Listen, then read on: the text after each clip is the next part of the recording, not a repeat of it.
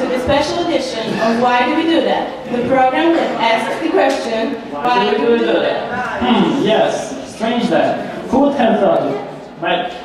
My name is Angus Catchfondly. And I'm Judy Brew, and today we ask, Christmas, why do we do that? On December 24th, families all over Britain will be hangover for Christmas Eve. They will be singing their Christmas carols, reading their Christmas cards, decorating Christmas trees, wrapping their Christmas gifts and placing them into Christmas stockings, which will be hung over Christmas fireplaces, containing Christmas logs, lit by Christmas flames from Christmas. I think we get the message, but we need to know why we do all this. Take mistletoe, for example. No, thanks. What are you suggesting? I suggest asking our expert in all things green to find out about this little plant that we call special at Christmas. Oh, I see. Yes. Let's go over to our important guest, an expert in the history of mistletoe, a druid.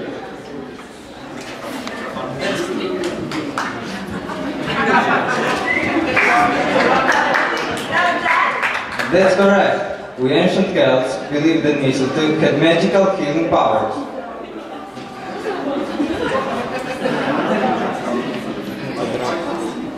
Did you know that our Druid priest used mistletoe 200 years before the birth of Christ for our winter celebrations? We like this plant because it's green all the winter. We thought that it was an anti-infertility, an antidote to poison, and it was all free of charge. And the Romans believed that enemies who met under the mistletoe would lay down their arms and embrace. Well, let's just move on to our next item.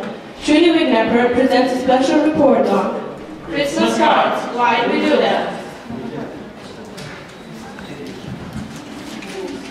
An early sort of Christmas card was first used in England, when young boys were made to practice their writing skills. They had to create Christmas greetings with their parents. And the first real Christmas card was invented by the famous Englishman who was just too busy to write individual messages for all his friends.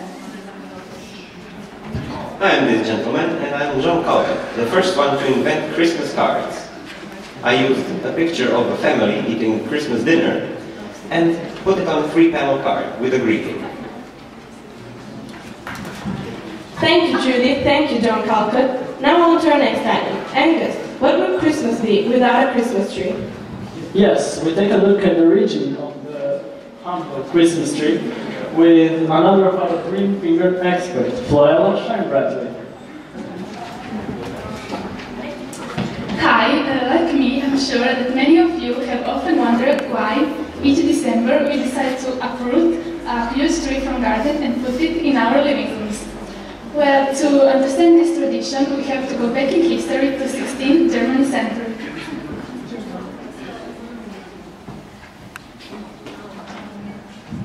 Hello, I'm a 16th century German. In Germany, in the 16th century, trees were decorated with apples, roses, and glittered candies.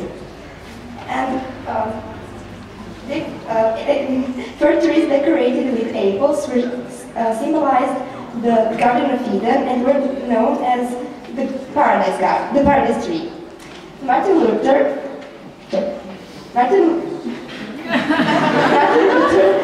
was the first one that decorated an emitter tree with candles that reminded him of the shining stars that were going through the branches of the tree.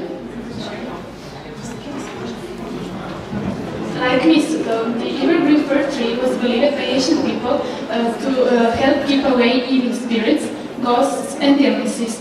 They would hang boughs of such trees outside doors and windows. But how did this Christmas tree tradition find its way to these shores? Let's ask an important lady, Queen Victoria. I think that I and my husband, Prince Albert, were invented this because I got married with Prince Albert, and we brought this tradition of antique Germany, where he, with his family, had a picture of a family sitting next to the tree, and so all people want to have this Christmas tree, but no one can afford it, only the rich people. Wasn't it another famous Victorian Charles Dickens who invented Christmas? Why don't you ask him? He's over there, behind the 16th. Thank you. Well, I did not really invent Christmas. I just wrote a little story called The Christmas Carol, and it helped to revive this uses of Christmas tradition. One interesting thing is that I had to pay for it to be published myself, because nobody wanted to publish my book. Well, thank you very much, Mr. Dickens. Would you mind awfully signing this song for me? What would you like me to put? To follow me, Love from Traveling.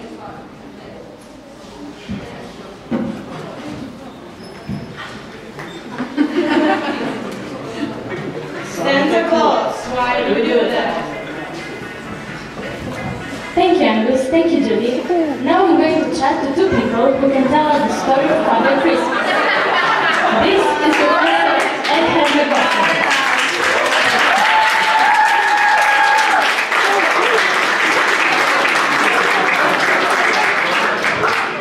Professor, tell us something about Father Christmas. Well, the story lasted the longest in Holland, where the spelling of his name, Sint Nicholas, eventually became Sinterklaas, and he was known for rewarding good children by leaving trees in their shoes. As I understand it, when Dutch settlers went to America, the tradition went with them, so his name became Santa Claus. And I became famous for my red cape, long beard, and bishop's mitre. My interpretation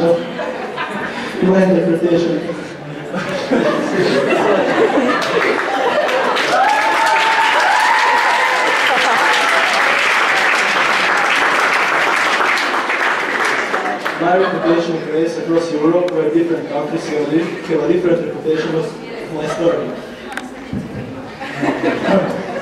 And when in the 1930s, when the Coca-Cola company decided to advertise in chain of advertising using Santa, they decked a big round granddad with black boots, trousers red and also coat red, and white and red hat. Now everyone knows me for the big, great American ho ho ho ho. God bless Santa! But who is he? Well, the first story we know is about a man called Saint Nicholas who lived in a place called Myra, and he was devoted to kids, and this led people to think that he could perform miracles. After his death, he became the patron saint of Russia.